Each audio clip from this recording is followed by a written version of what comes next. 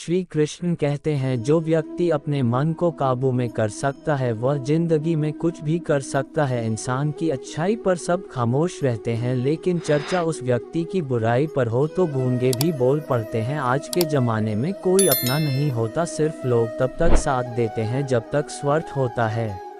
श्री भगवान ने कहा, हे अर्जुन,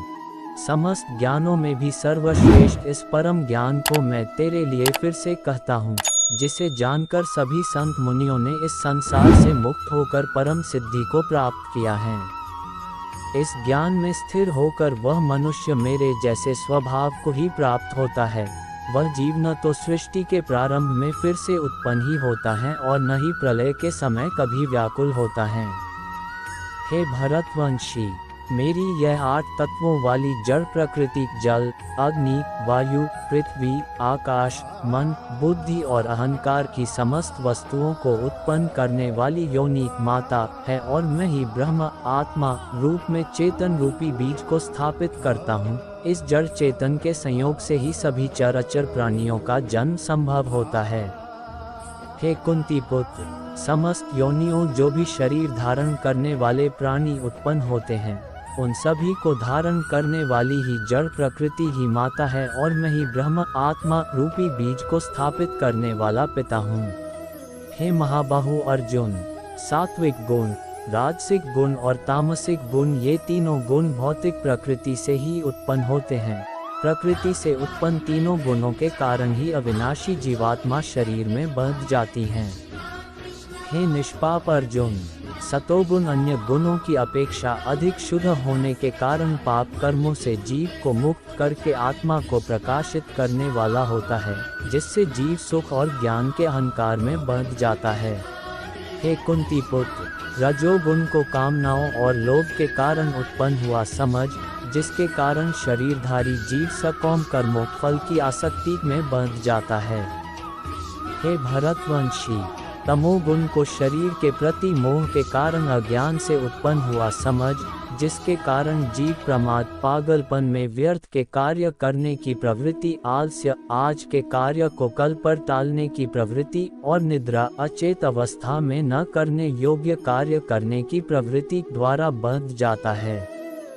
हे अर्जुन, सतोगुण मनुष्य को सुख में बांधता है, रजोगुण मनुष्य को सकाम कर्म में बांधता है और तमोगुण मनुष्य के ज्ञान को ढंक कर प्रमाद में बांधता है।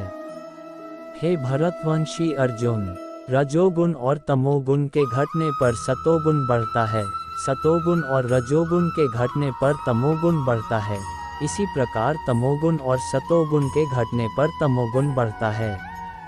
हे भरतवंशियों में श्रेष्ठ, जब रजोगुण विशेष वृद्धि को प्राप्त होता है तब लोभ के उत्पन्न होने कारण फल की इच्छा से कार्यों को करने की प्रवृत्ति और मन की चंचलता के कारण विषय भोगों को भोगने की अनियंत्रित इच्छा बढ़ने लगती है। हे कुरुवंशी अर्जुन,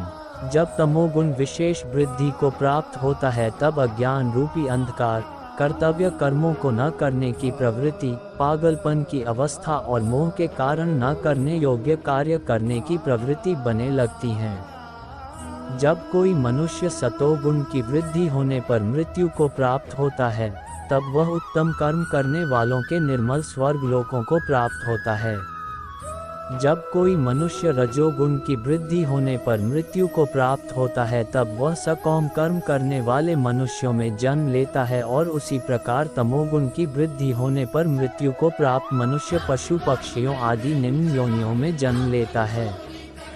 सतोगुण में किए गए कर्म का फल सुख और ज्ञान युक्त निर्मल फल कहा गया है, रजोगुण में किए गए कर्म का फल दैक कहा गया है और तमोगुण में किए गए कर्म का फल अज्ञान कहा गया है।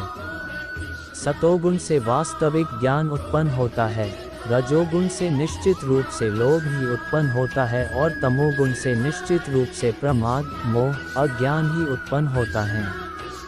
सतोगुण में स्थित जीव स्वर्ग के उच्च लोकों को जाता है, रजोगुण में स्थित जीव मध्य में पृथ्वी लोक में ही रह जाते हैं और तमोगुण में स्थित जीव पशु आदि नीच योनियों में नरक को जाते हैं। जब कोई मनुष्य प्रकृति के तीनों गुणों के अतिरिक्त अन्य किसी को करता नहीं देखता है और स्वयं को दृष्टा रूप से देखता है, तब वह प्रकृति के तीनों गुणों से परे स्थित होकर मुझ परमात्मा को जानकर मेरे दिव्य स्वभाव को ही प्राप्त होता है। जब शरीरधारी जीव प्रकृति के इन तीनों गुणों को पार कर जाता है, तब वह जन्म, मृत्यु, बुढ़ापा तथा सभी प्रकार के कष्टों से मुक्त होकर इसी जीवन में परम आनंद स्वरूप अमृत का भोग करता है। अर्जुन ने पूछा, हे प्रभु, प्रकृति के तीनों गुणों को पार किया हुआ मनुष्य किन लक्षणों के द्वारा जाना जाता है और उसका आचरण कैसा होता है तथा वह मनुष्य प्रकृति के तीनों गुणों को किस प्रकार से पार कर पाता है? श्री भगवान ने कहा, जो मनुष्य ईश्वरीय ज्ञान रूपी प्रकाश सतोगुण तथा कर्म करने में आसक्ति रजोगुण तथा मोह रूपी अज्ञान तमोगुण के बने पर कभी भी उनसे घृणा नहीं करता है तथा समान भाव में स्थित होकर न तो उनमें प्रवृत्त ही होता है और न ही उनसे निवृत्त होने की इच्छा ही करता है, जो उदासीन भाव में स्थित रहकर किसी भी गुण के आने जाने से विचलित नहीं होता है और गुणों को ही कार्य करते हुए जानकर एक ही भाव में स्थिर रहता है, जो सुख और दुख में समान भाव में स्थित रहता है, जो अपने आत्मा भाव में स्थित रहता है, जो मिट्टी, पत्थर और स्वर्ण को एक समान समझता है, जिसके लिए न तो कोई प्रिय होता है और न ही कोई अप्रिय होता है, तथा जो निंदा और स्तुति में अपना धीरज नहीं खोता है, जो मान और अपमान को एक समान समझता है, जो मित्र और शत्रु के पक्ष में समान भाव में रहता है तथा जिसमें सभी कर्मों के करते हुए भी कर्तापन का भाव नहीं होता है, ऐसे मनुष्य को प्रकृति के गुणों से अतीत कहा जाता है। जो मनुष्य हर परिस्थिति में बिना विचलित हुए अनन्य भाव से मेरी भक्ति में स्थिर रहता है, वह भक्त प्रकृति के तीनों गुणों को अति शीघ्र पार करके ब्रह्म पद पर स्थित हो जाता है। उस अविनाशी ब्रह्म पद का मैं ही अमृत स्वरूप, शाश्वत स्वरूप, धर्म स्वरूप और परम आनंद स्वरूप एकमात्र आश्रय हूँ। इस प्रकार